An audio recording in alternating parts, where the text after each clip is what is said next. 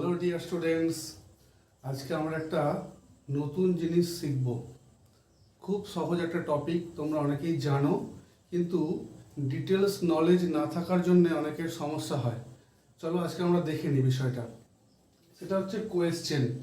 অনেকেরই question frame করতে, question তৈরি করতে অনেক সমস্যা হয়। আজকে আমরা ইয়েস নো কোয়েশ্চেনগুলো কীভাবে ফ্রেম হয় সেগুলো আমরা খুব সংক্ষেপে জেনে নেব।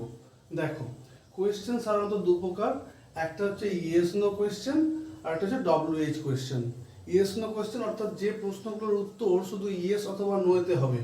WH কোয়েশ্চেন, WH ওয়ার্ড দিয়ে যে কোয়েশ্চেনগুলো হয়, অর্থাৎ যে সমস্ত কোয়েশ্চেনের উত্তরে ইনফরমেশন দিতে হয় সেগুলো কিন্তু WH কোয়েশ্চেন।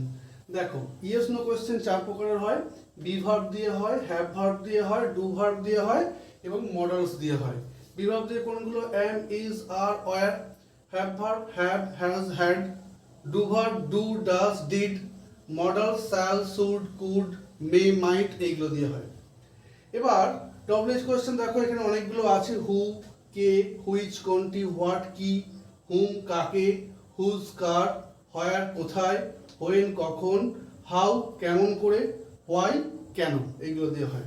আচ্ছা, তাহলে কিভাবে আমরা কোয়েশ্চেন তৈরি করব এই বি ভার্বগুলো দিয়ে, বা হ্যাভ ভার্ব বা ডু ভার্ব বা মডেলস দিয়ে, অর্থাৎ ইয়েস নো কোয়েশ্চেন কিভাবে ফ্রেম করব আমরা খুব ইজিলি দেখে নাও।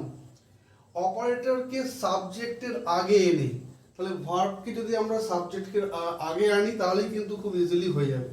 যদি অপারেটর না থাকে, হ্যাঁ, অর্থাৎ ভার্ব যদি উল্লেখ না থাকে, সেক্ষেত্রে ডু ভার্ব ব্যবহার করা যায় খুব ইজিলি। উদাহরণ দেখো, যেমন আগে অপারেটর আগে এনে তার উদাহরণ দিচ্ছি। আই অ্যাম এ বয়, খুব ইজিলি করা যাবে। অ্যাম আই এ বয়, তাহলে এখানে ভার্বটা শুধু আগে নিয়ে আসা হলো। He is strong, is he strong. সেটা দেখো, I have a toy, have I A toy. I shall go, shall I go.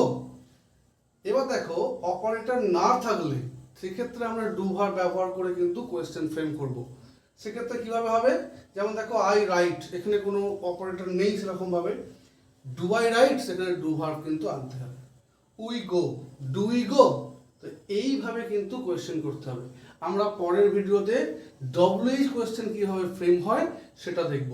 আর যদি তোমাদের এই ভিডিওটা ভালো লেগে থাকে, অবশ্যই তোমরা বন্ধুদের মধ্যে শেয়ার করে দাও, তাদেরকেও জানার একটা সুযোগ করে দাও। এবং চ্যানেলটা, যেহেতু গ্রামাটিক্যাল টপিক নিয়ে অনেক কিছু আসে চ্যানেলে, অবশ্যই সাবস্ক্রাইব করে রাখো, তাহলে তোমাদের কিন্তু গ্রামাটিক্যাল বিষয়গুলো জানতে আরও সুবিধা হবে।